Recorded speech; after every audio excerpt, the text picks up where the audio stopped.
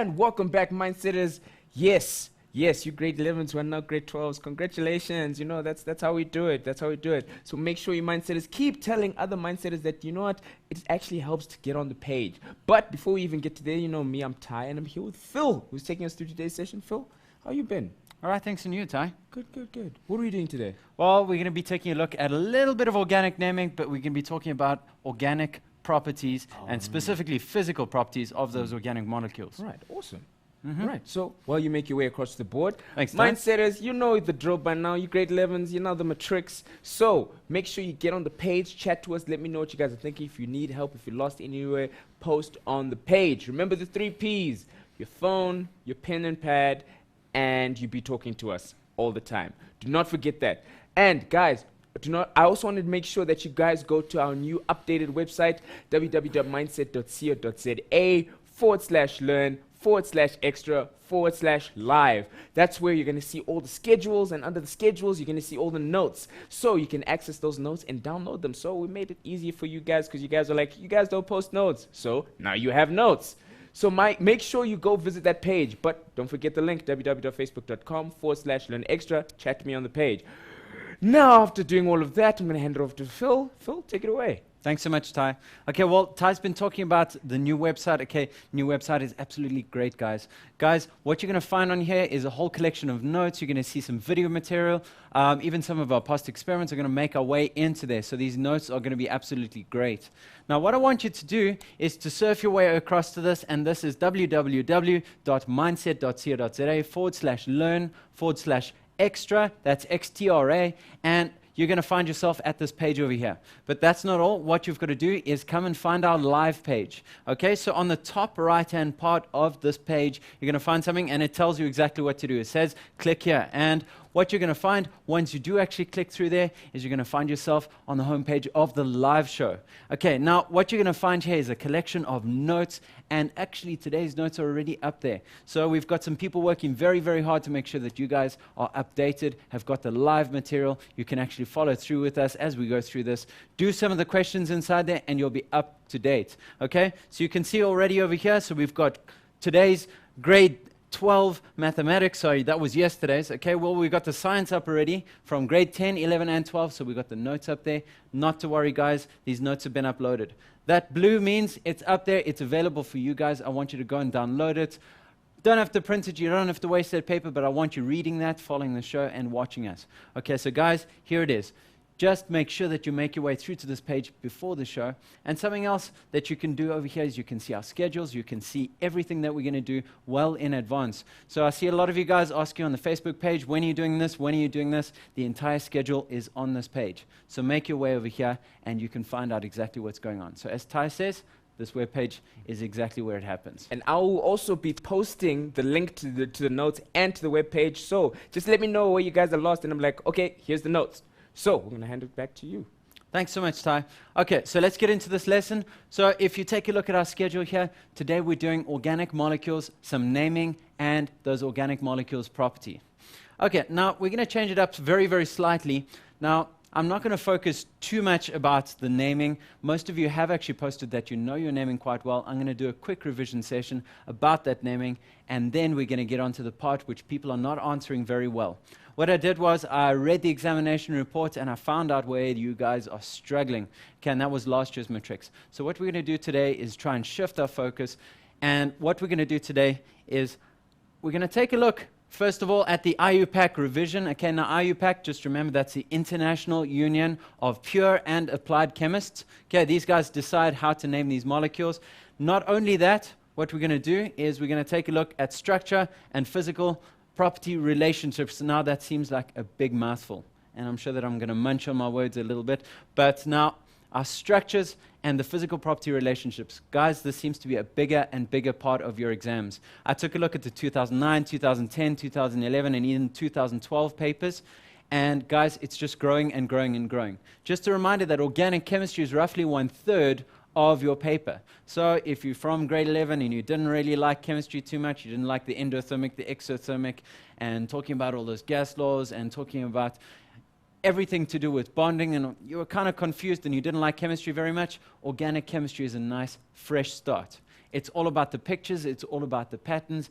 Everybody can do organic chemistry. If you can do a carbon with 4 bonds around it, organic chemistry is the section for you.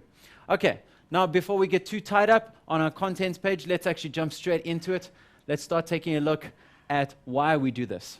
Okay, now there's a couple of really strange words on the screen there. So organic molecules. Now this word, nomenclature. Okay, now this is a bit of a tongue twister, and we were having a discussion about this. So nomenclature is a system of naming. Now, here's the reason that I need nomenclature, and that's the reason that I need the IUPAC system. Okay, now there are 30 million, and actually growing every day, 30 million compounds in the organic series. Now the question is, how do I name 30 million things? I don't think I've ever spoken 30 million words in my lifetime.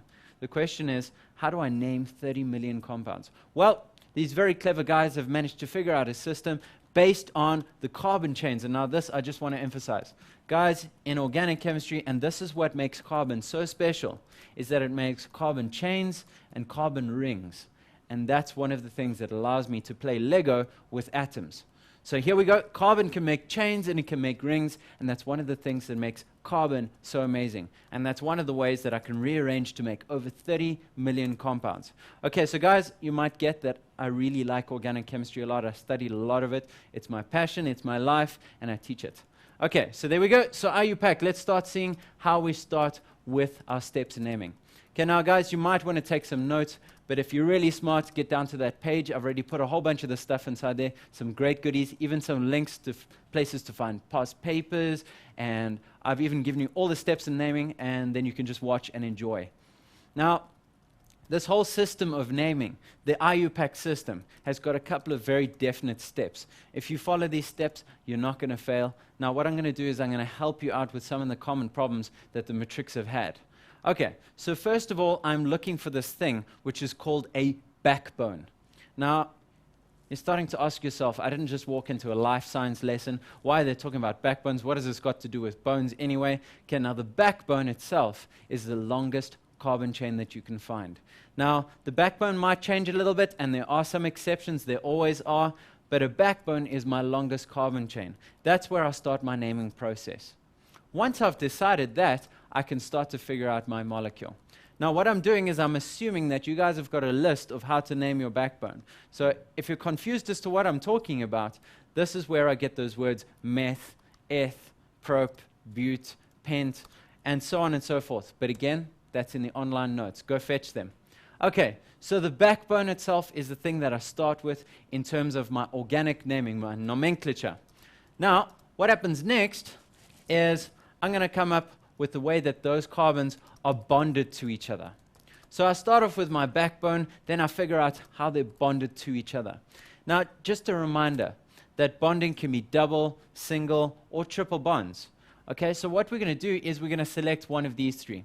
Now, I was considering not telling you too much about this, but some people said, okay, no, I don't really understand that. So let's just make sure that what we're saying is backbone, that just means can we count to 10? But bonding is where naming actually gets real. That means that I give the end of my word here either ein or een, and let's just make some space here, or ein. Now, if you're really clever, and I'm assuming that you're doing matric science, that means that you guys are clever, what I'm going to find here is that this is alphabetical. Guys, A, E, Y. There we go. So A, E, and Y. This means 1 bond, 2 bonds, and 3 bonds. So just a really easy way of figuring out how I should end my backbone name. So I start at my backbone. Let's say I've got eth. Let's say I've got a double bond. I've got een. If that's all there is, that's all we have to do. Now, some of you guys are saying, but it's not that easy all the time. Okay, and that brings in our next step. So let's see what goes on with our next step. So we start with our backbone, we move on to the bonding of the carbons, and then our very last step over here is to put in the functional groups.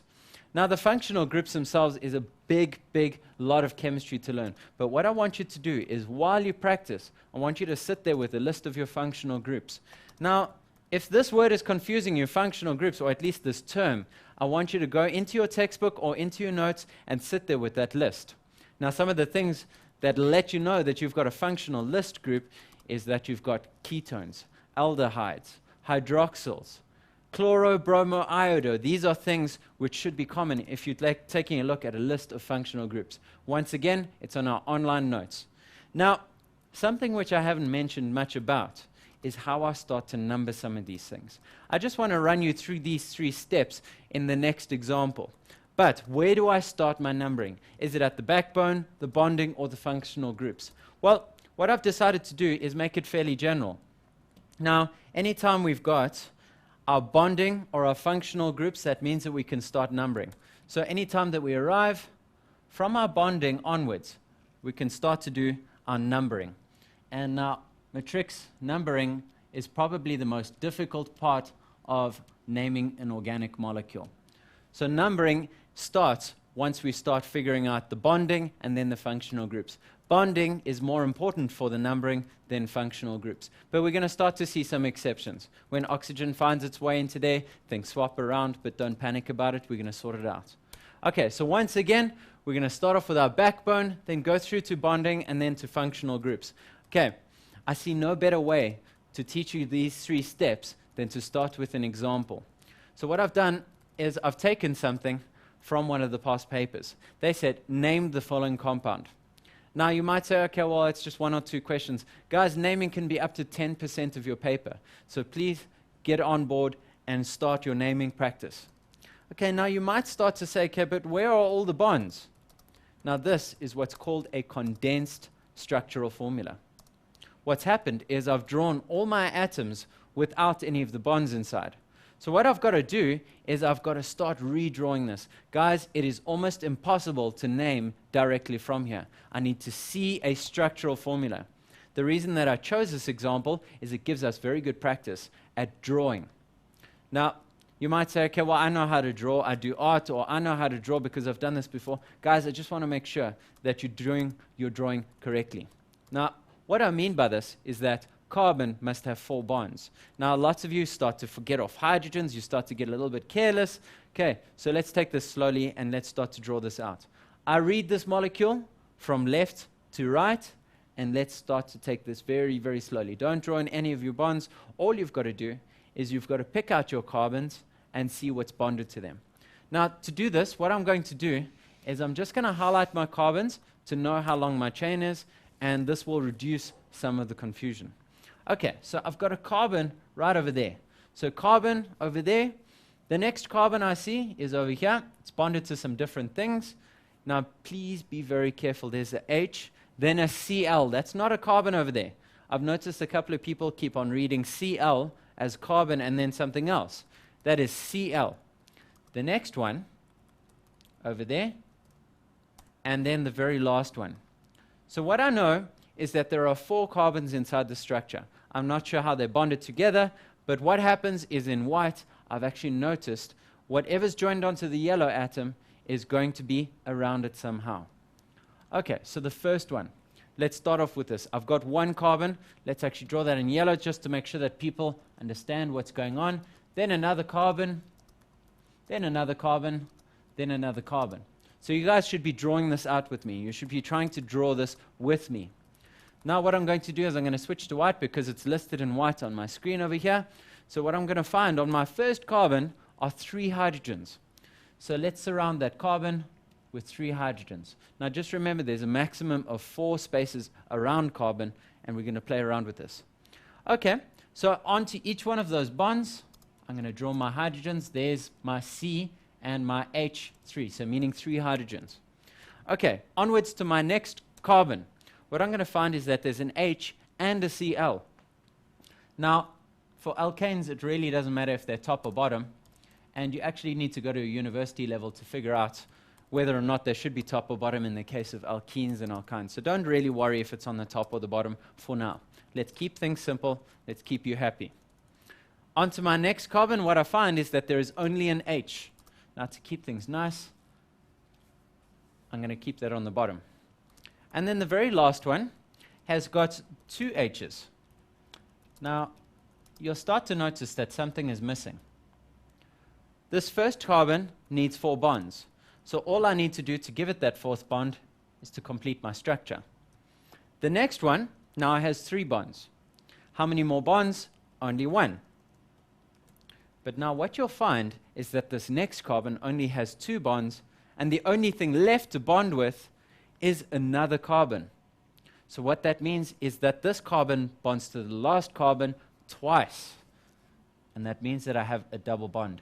And that is how you figure out if there's a double bond inside my structure. Now let's go through the 3 steps.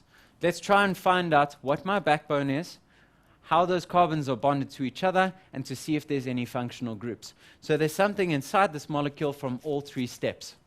So let's do this. I want you to walk through this very, very slowly with me. So first step is my backbone. My backbone over here is my longest carbon chain. So there we go. It might be useful to highlight it or draw it around or whatever it might be the case. All I've got to do is count my carbons. So I see 1, 2, 3, 4 carbons. And what that means is that I get the backbone prefix. Now, this is not an English lesson. I'm not going to talk to you about prefix, suffix, and all of that stuff. Don't worry about it too much. What I want you to see is that the number of carbons is going to get me the beginning of the word. So 1, 2, 3, 4. If you look on that list that I told you to have next to you, 1, 2, 3, 4 means bute. There we go. So bute is the start of my backbone.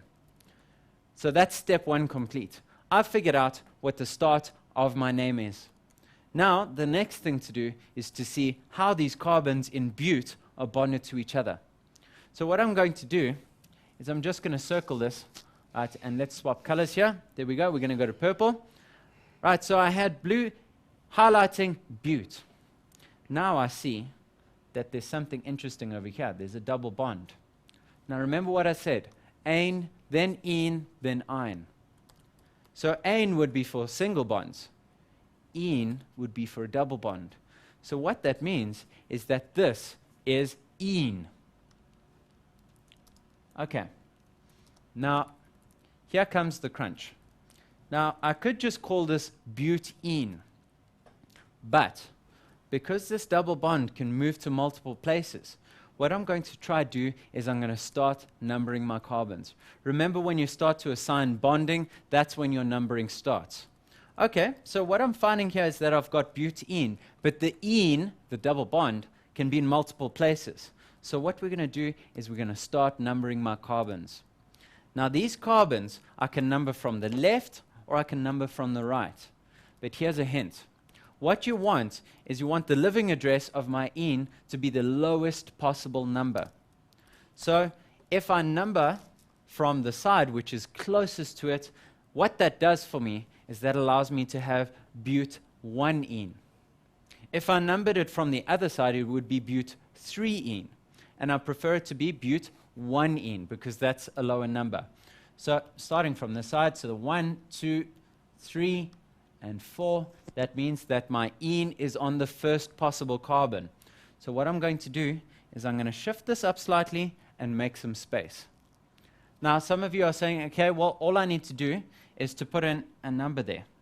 So that tells me that there is an ene on the second carbon, but there's something wrong with what I've done.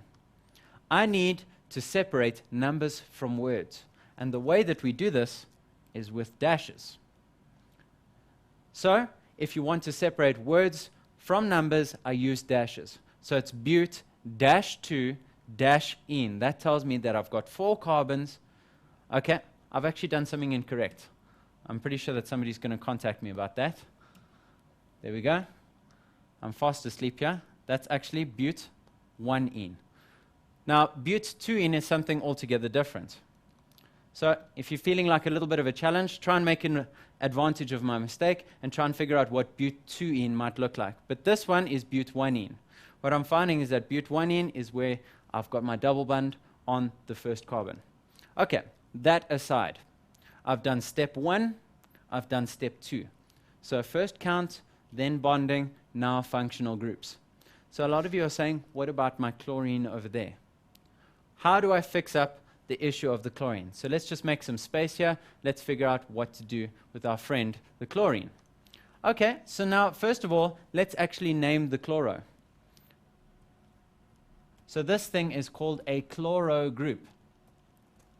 All that you need to do is to take the first part of the name of your halogen and put the ending O on it. So it would be fluoro, or chloro, or bromo, or iodo. And one of the ways that we're going to put this on is just on the front. So functional groups generally go on the front of my molecule. But here's the problem. What I'm going to find is that chloro can live in multiple places. Okay, so let's just make some space over there. Where does the chloro live? Well, when we took a look at our numbering, what I'll find is that in these green sets of numbers, I find that the chloro is on the 3rd carbon. So what I'm finding is that I've got to make some numbering adjustments. So there's a lot to remember inside this. Let me just go through those steps again. So in blue, I counted the number of carbons. That got me the prefix, or the beginning of my backbone. So that was but from 4 carbons. The next step was I found out how they were bonded, and that was ene. Ene told me that there was a double bond inside there. So let's just emphasize where that was. There is my double bond. My double bond is telling me ene. Okay, but then I started numbering. I started numbering from the right-hand side because that's the closest side to my double bond. So I start numbering there to make that number as small as possible. So what I'll find is that I had to give the ene a living address to tell it where to go.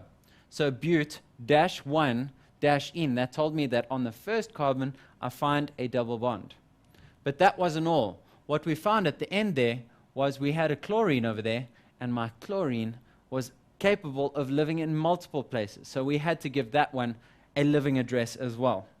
Okay, guys, I hope that you kind of sort of managed to sort this all out, that you got your backbone, that you got your bonding, that you got your functional groups all organized with some numbers to boot. What we're going to do, I think it's time for an ad break. And then what we're going to do after that is we're going to start taking a look at physical properties of organic molecules. Why do some things turn into gases, liquids, or solids? Why do some things burn? Why do some things not burn? Let's take a break. What do you think, Ty? I think so too. I think it's that time for, I know we just got back into it. I think they just need to ease it in just a bit. Absolutely. All right, so mindsetters, also I just wanted to bring this up. If you have a teacher who you think is just awesome, make sure you actually email us at either our help desk at learnextra.co.za or content at mindset.co.za or content at learnextra.co.za, because we're looking for people to help build the content for our shows. So make sure you tell your teachers to, you know what, look up Mindset and Learn Extra. But for now, we're going to take a quick break. See you soon.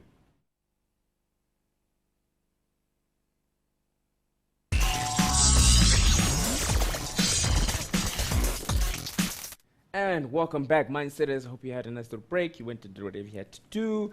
Now you're back, you're focused, you're ready. Now you have your pens, pads, and your phones out, and you're going to talk to me on the page. I just want to say, guys, or Mindsetters, I cannot stress enough how you have to talk to me, because as I said before, I cannot read your mind through the TV. You need to talk to me. So make sure you post up if you're lost and if you need help, or if you need a link to those notes, let me know. And I just want to say shout out to Tuso. Wow, I was really, really impressed that you, from an F to a B, that's really good. That's really amazing. Like, guys, keep on going. Shows you that if you keep working at it and you're consistent, it can really work out for you. But for now, we've got a session to do. So, Phil, take it away. Thanks so much. Okay, all right, now, guys, organic molecules, we're starting to talk about properties. Okay, now what we're going to be doing is we're going to be taking a look at some of the physical properties of organic molecules. Okay, so some of the organic molecule properties that you've got to deal with are the melting point, the boiling point. Now, here's some words that you might not have seen before: viscosity and vapor pressure. Now, these ones are actually quite difficult to deal with, and a lot of people are not actually sure what these words mean. So what we're going to be doing is I'm going to be doing a little bit of a demonstration, especially of vapor pressure. It sounds very technical, but it really isn't that bad. Viscosity, we might have a little bit of time to play around with what viscosity is and what it really means. But if you're taking some notes, the melting point and the boiling point, these are very easy to figure out. Now, these two are the temperatures at which melting and boiling take place. Viscosity is the thickness of a substance. It's how thick something is. So if you want to talk about something which is very viscous, start to talk about syrup. Okay? Now, vapor pressure, Now, vapor pressure is a very difficult one to describe. Vapor pressure is something's desire to become a gas. So it's its ability to evaporate. Now, what I've done is I've actually chosen some substances which are actually the exact example which is in our online notes. So I want you guys to grab that, and we're going to be comparing two molecules. Now, I actually wanted a chance to draw some of these out, just to see how quickly you were naming and if you actually understood what we were talking about with naming. So I'm just going to grab my pen over here, and we're going to get back into the drawing. Now, one of the molecules you should be able to draw out yourself, and to explain vapor pressure, what I've done is I've gone and found some butan 1-ol. Okay, now there's a good exercise. I want you to try draw butan 1-ol. Now the other one, I don't expect you to be able to draw because it's not in your syllabus, but I'm going to draw it for you. And we're going to compare these two structures. Okay, so butan 1-ol, I've got some of this stuff. It's waiting there and I can actually smell some of it.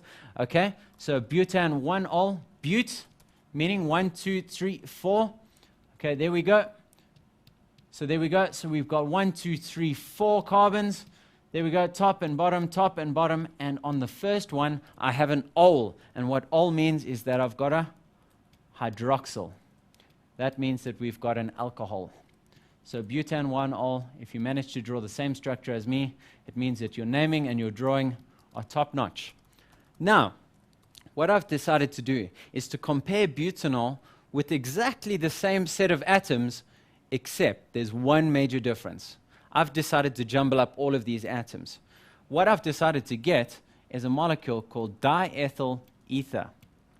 Now, I don't expect you to be able to draw this, but diethyl ether is kind of like a brother to butan 1-ol.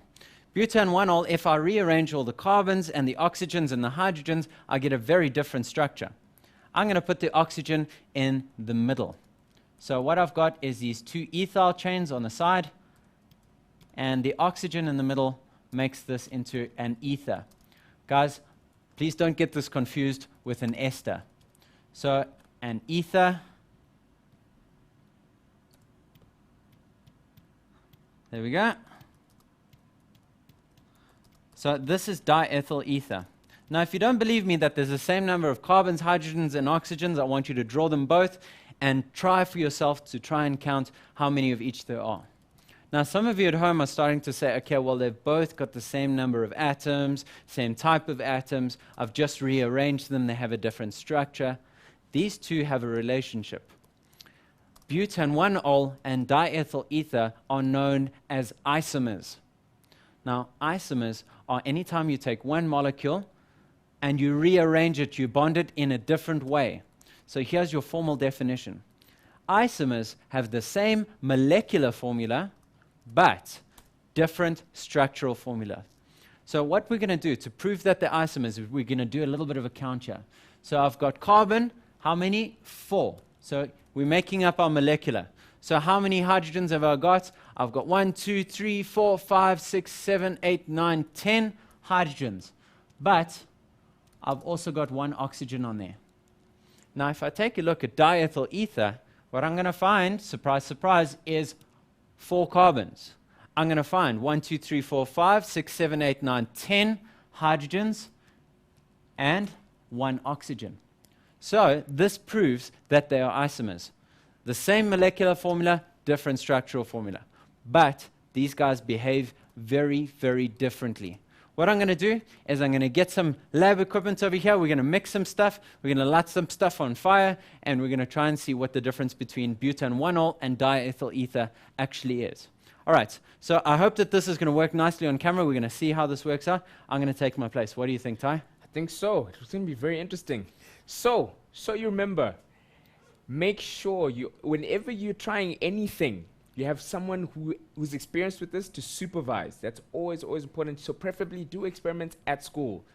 Like they say on some of those wrestling channels, do not try this at home.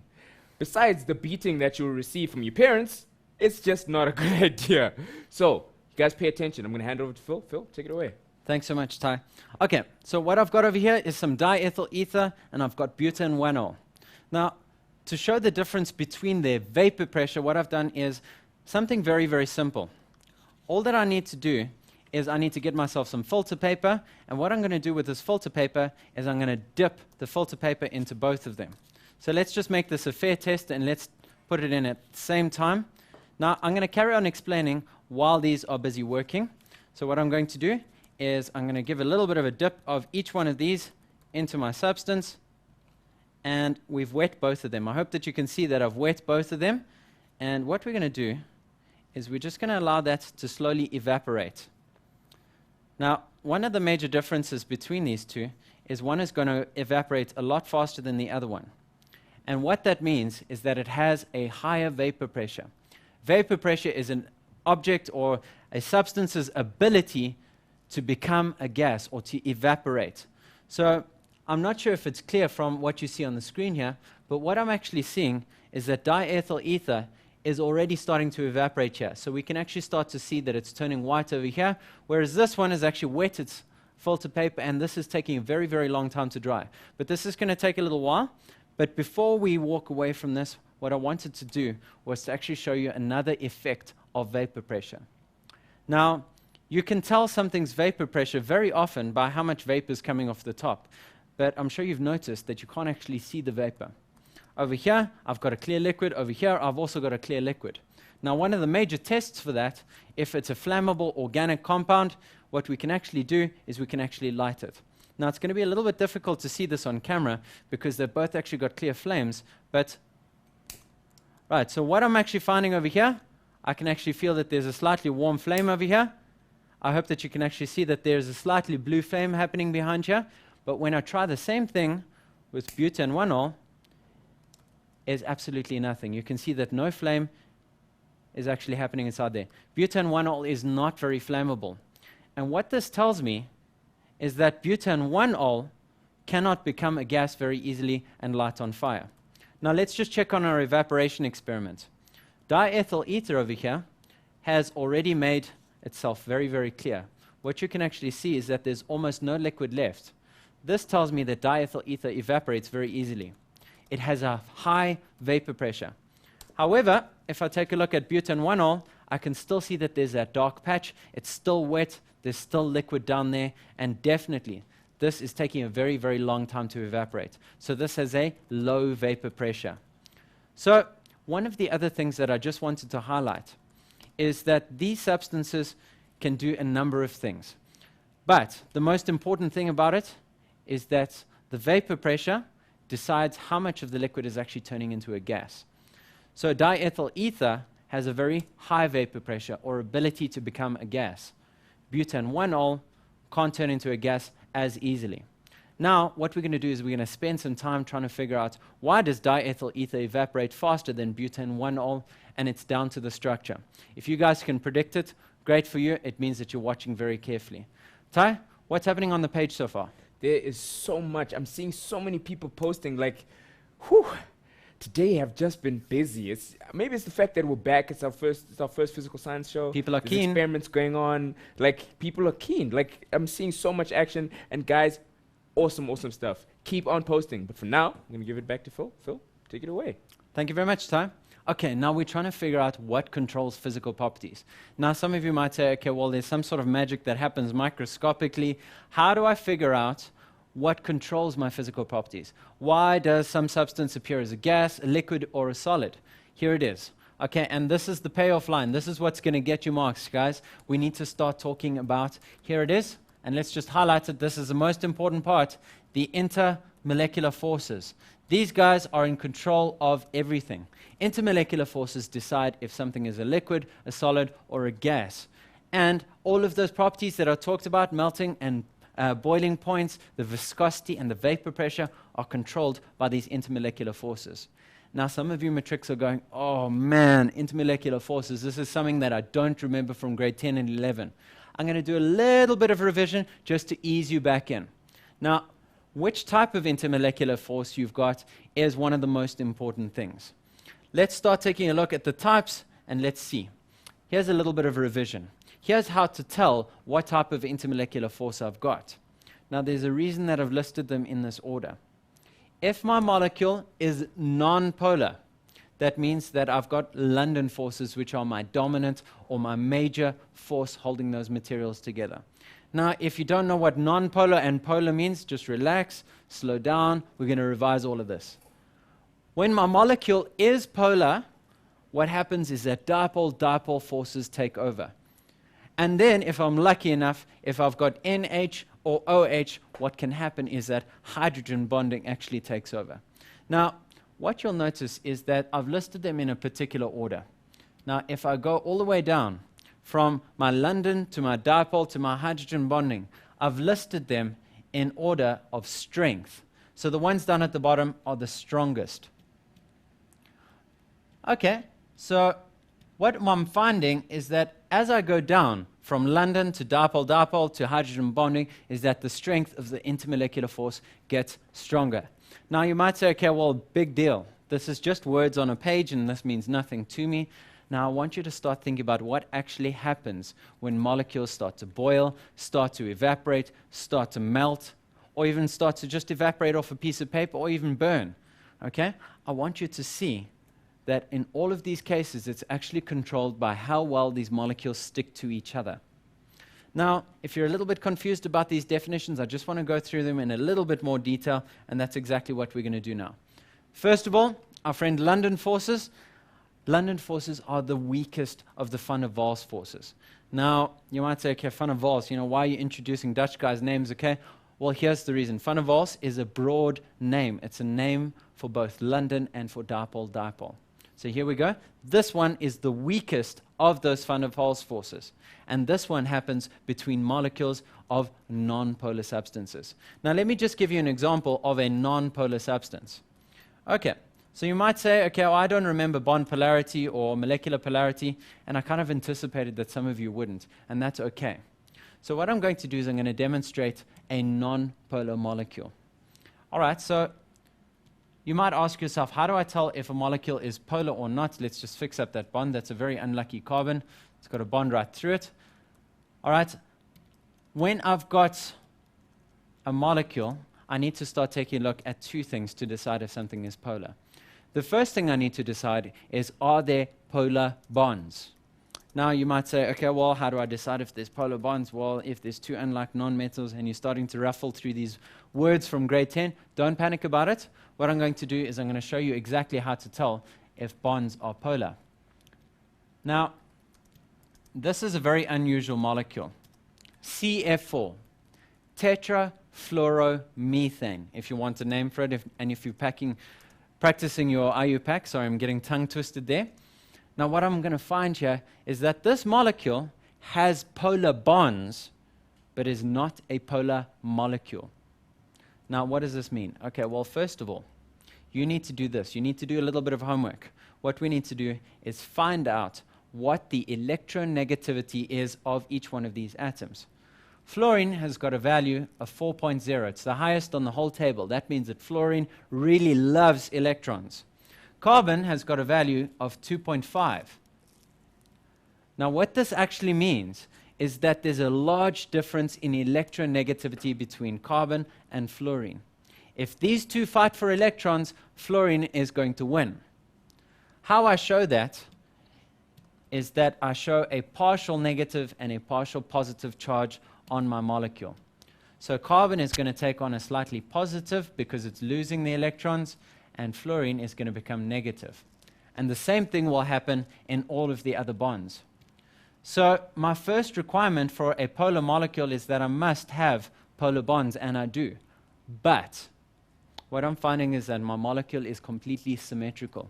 That means that one fluorine on the one side is pulling this way and the other one is pulling in the other direction, and that nobody is winning that fight for electrons. So this molecule is non-polar. Now, what we're going to do is we're going to let you stew in some of the non-polarity, and we're going to take a short ad break, and we'll be right back and finish this off. Yes, so mindset is don't disappear, because that would be a horrible thing to do right now. Just make sure whatever you have to go do now, you just go do it, finish it off quickly, and make sure you're back here chatting to me on the page so we can keep on going. But for now, see you after this break.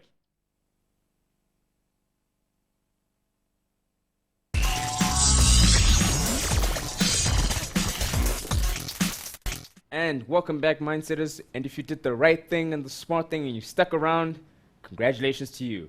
Because make sure you guys do not forget to hit us up and let us know if you have any teachers that you think are awesome. You must let them know about our search for content people, as in people to help us develop the content for the show. So let us know on our help desk at learnextra.co.za or content at learnextra.co.za, and just tell us, just say, teacher, just try it out. Because for instance, if you're out there in like Cape Town or somewhere, and your teacher can't get to our studios, just let them know. But besides that, we still have a session to do, and you need to be talking to me on Facebook, and that link is www.facebook.com/learnextra, like they forgot. But anyway, on to the show. Take it away, Phil. Thanks so much, Ty. Okay, well, we're into the home stretch. We're talking about intermolecular forces. Before we went away, I was taking a look at this molecule and assigning all these pluses and minuses just to remind you why I was doing what I was doing, because I'm sure that some of you are going to ask. Is 2.5 was the number attached to carbon. Now, 2.5 is lower than 4.0.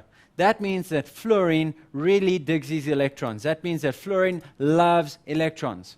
So when there's a fight for electrons between carbon and fluorine, that means that fluorine is going to pull the electrons towards itself and become negative.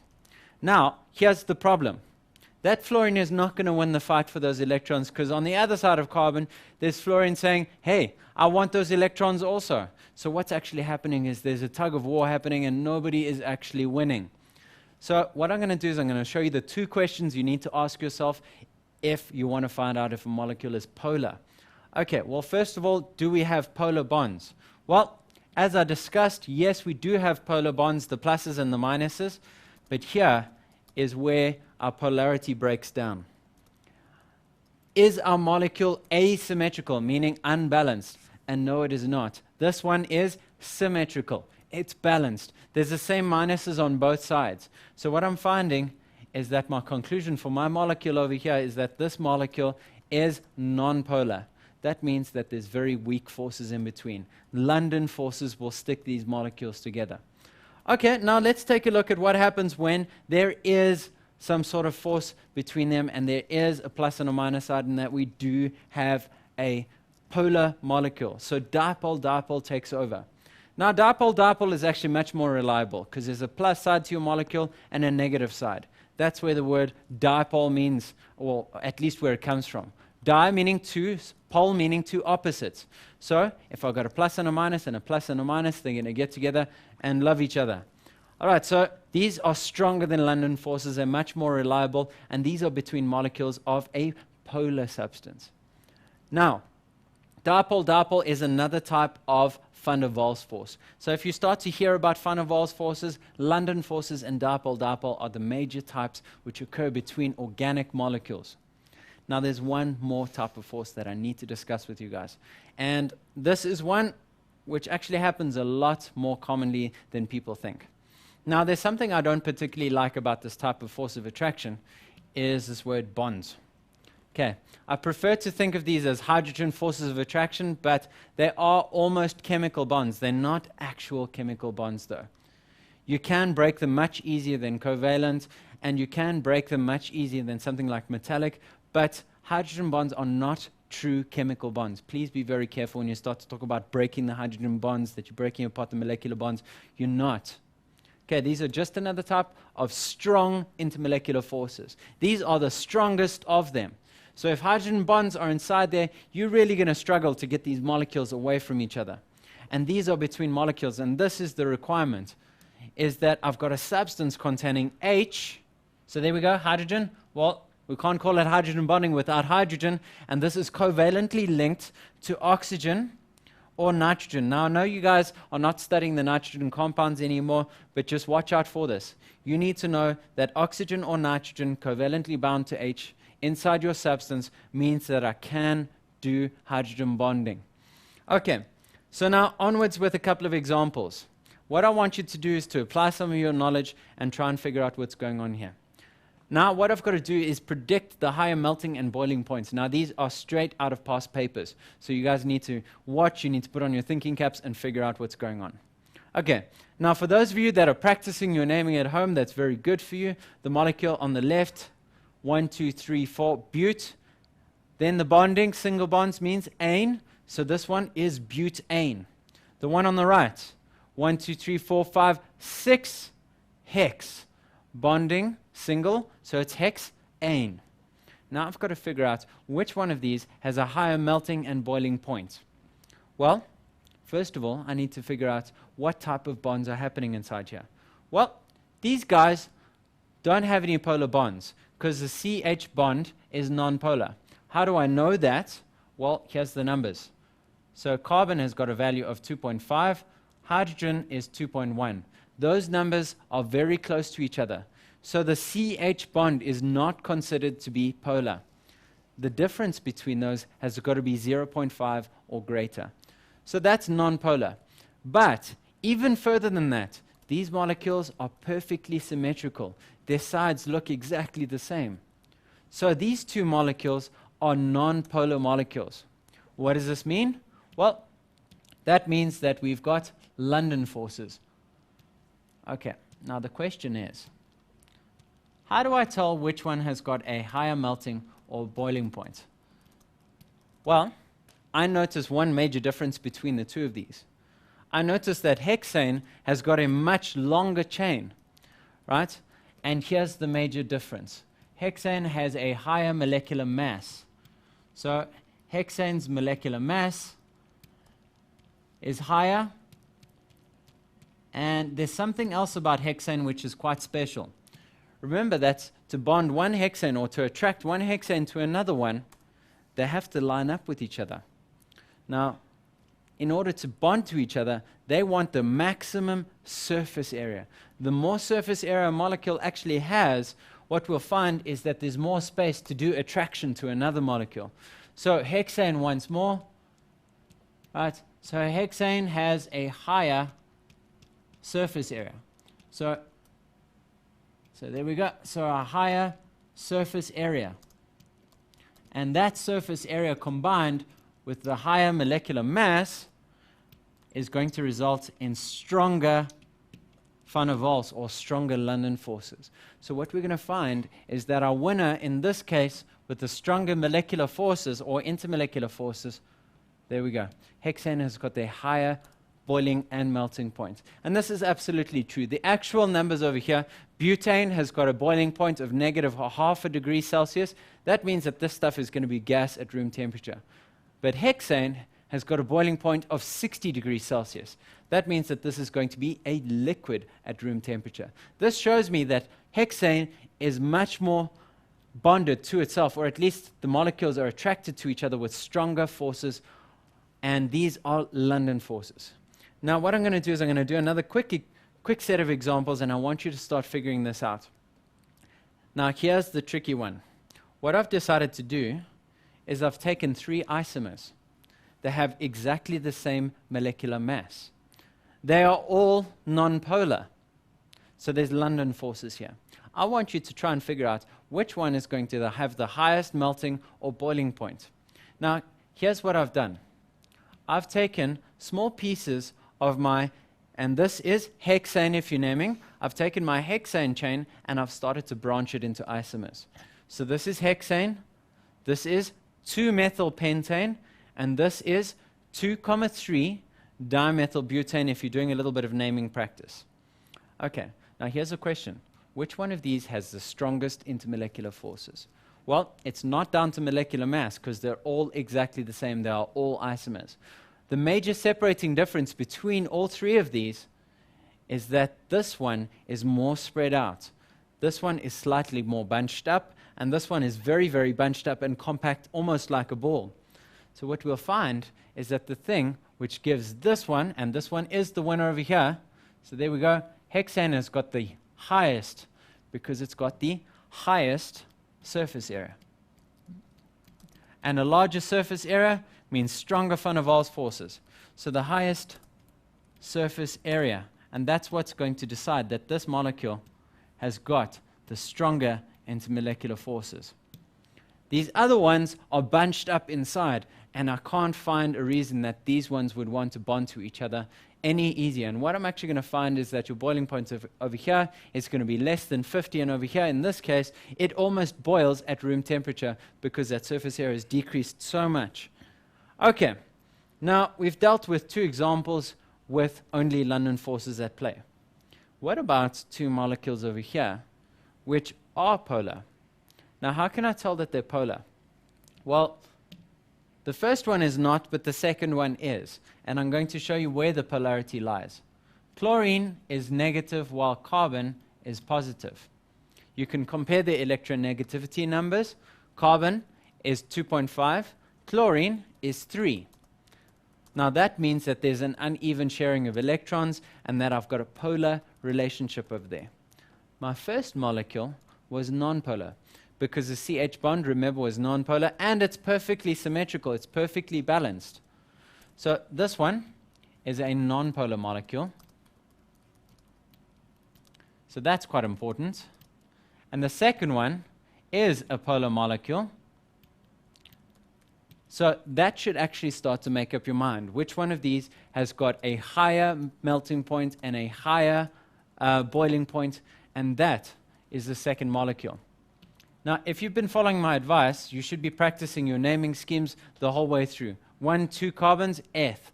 Single bonded, ane. Now there's chloro. Okay, so chloro goes on the front, remember. So this is chloro, eth, ane. And there's your 3 steps all in one. Guys, you should be getting quicker and quicker and quicker with your IUPAC naming. You should be practicing every time you see one of these, even if it's a question which doesn't relate. Let's keep the trend going. Let's do a few more comparisons. And these ones should seem very, very familiar to you. These molecules I talked about a little bit earlier. I'm hoping you guys were paying attention. The first one is diethyl ether. The second one is butan-1-ol. Now, what I'm going to tell you now is that this one is nonpolar, and the second one is polar, but that's not the thing which decides that butan-1-ol has got a higher melting or boiling point. Those of you that are really, really quick will notice that that OH means that there are hydrogen bonds. And this means that butan-1-ol is very, very difficult to boil. And that is why it evaporated very, very slowly. I'm glad that we managed to squeeze all of that in. Ty, it's been a crazy show. Okay? It has. It's been high-paced. Like, I'm frantically, like, since I got in, like, it's just been Your fingers are flying. replying, which is awesome because there's some days when I'm just like, but yes, that's us for today. You had a good session today? Yep, I'm sweating. Like, it's like, it's not the studio lights. No, it's because we're working hard today. Like, I'm also here, I'm like, it's not just summer, because I'm burning. It's the typing and the, oh, you guys have been awesome, though. But yes, Mindsetters, make sure you keep hitting us up on the page, www.facebook.com/learnextra. And it's so awesome to see so many of you guys who are now in matric. Oh, I'm so proud of you. And yes, don't forget, we're looking for teachers to help on our content development side of things. So make sure you tell your teachers, well, the ones you think are awesome, you know, because Mindset, we only do awesome things here. So, on that note, and we also want you guys to make sure that, what else we want to make sure? The notes, mention the notes. Notes. How can I forget notes? Notes. Make sure you guys go to the page www.facebook.com. Facebook. www.mindset.co.za/learn/extra/live and get the notes. But for now, this is where I sign off and see you next time.